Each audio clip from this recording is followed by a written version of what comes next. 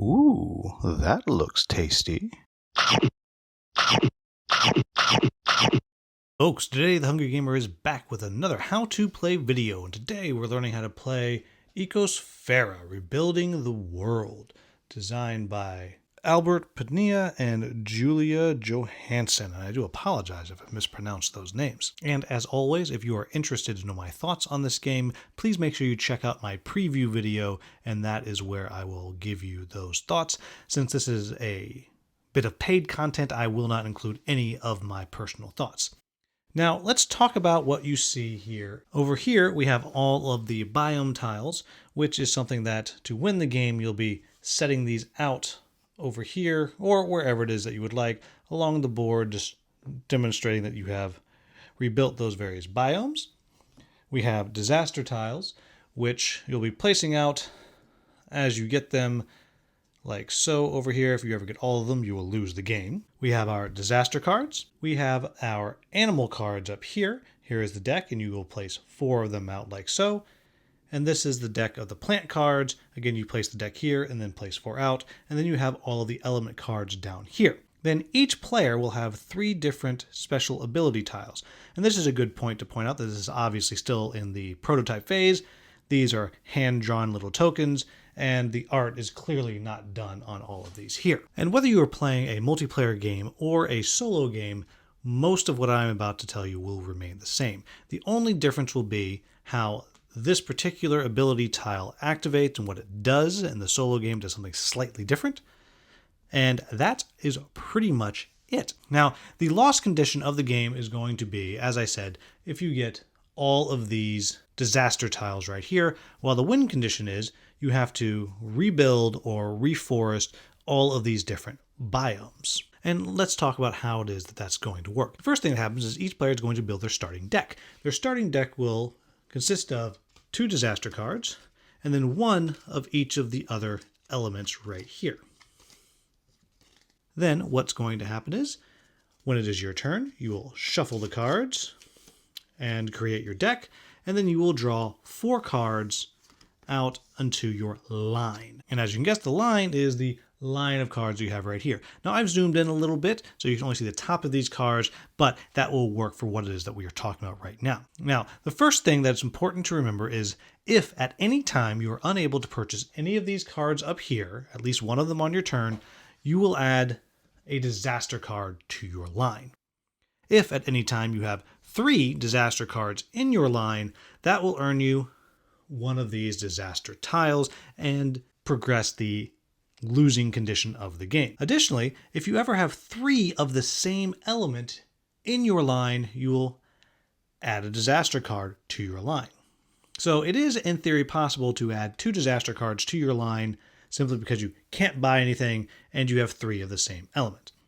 Now, let's talk about what you're actually going to be doing on your turn. Once you've dealt out your line, you're going to then use that to purchase cards from up here. What we have here is a progression. You have to get the plant cards in order to get the animal cards, and you have to get animal cards in order to get the biomes. So we'll start with how do you get the plant cards down here? And to do that, you look down at the bottom of these cards, and it tells you what elements you need in order to obtain these cards. Now in this case, you'll notice I do not have the elements required to obtain any of these. However, the way that you actually get more of these cards here, and I will say that the number of cards that you have out here that you can get into your deck or your decks, if you're playing with more than one player, changes depending on the difficulty that you are playing. In the basic easy mode, you simply put all of them out, and that's what I have set up right here.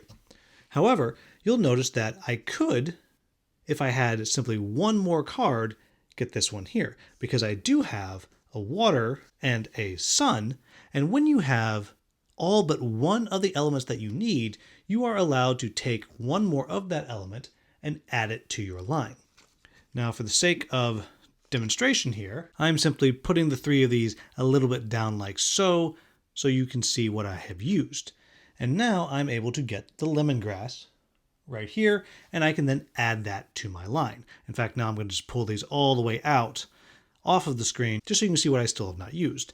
Then I would come here, and I would replace the card like so. Now, I can't get anything else because I'm not close enough to getting any of these, but let's just pretend that I was.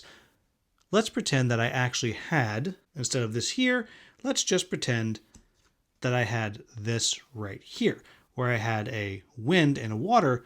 I could then add another wind to my line, and I could take the moss right here. Then I could activate this special ability right here. And I will talk about special abilities in just a moment. And then, of course, I would refill right there.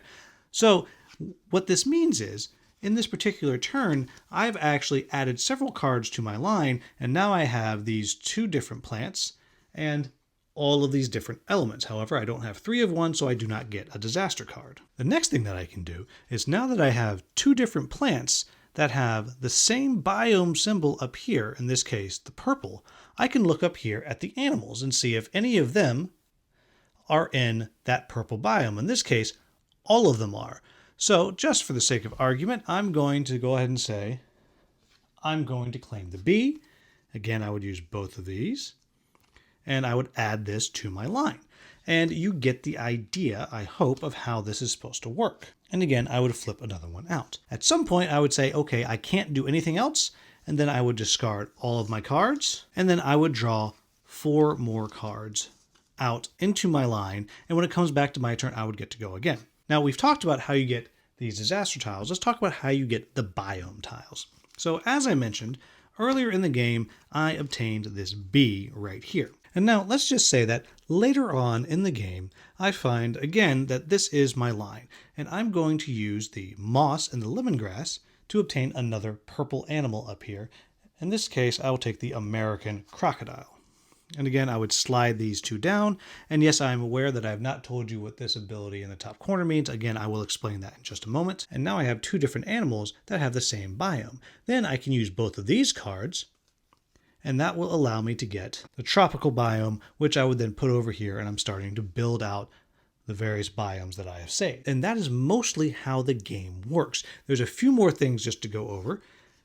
And those are, 1, these ability tiles here, which you will find both on these little tiles that you have here and on some of the cards. When any of these cards come into your line, you can always use those abilities, but the card is not exhausted until you use either the biome ability that has here to get an animal, or the animal's different biome symbols to gain a biome tile. Now the first is this star symbol here. That is the refresh symbol. So I can either flip this over, or if I have a card that has that symbol on it, I can use that. And what that's going to do is allow me to refresh either the plants or the animals row. In other words, I would simply take the whole row and I would discard it and put 4 more out.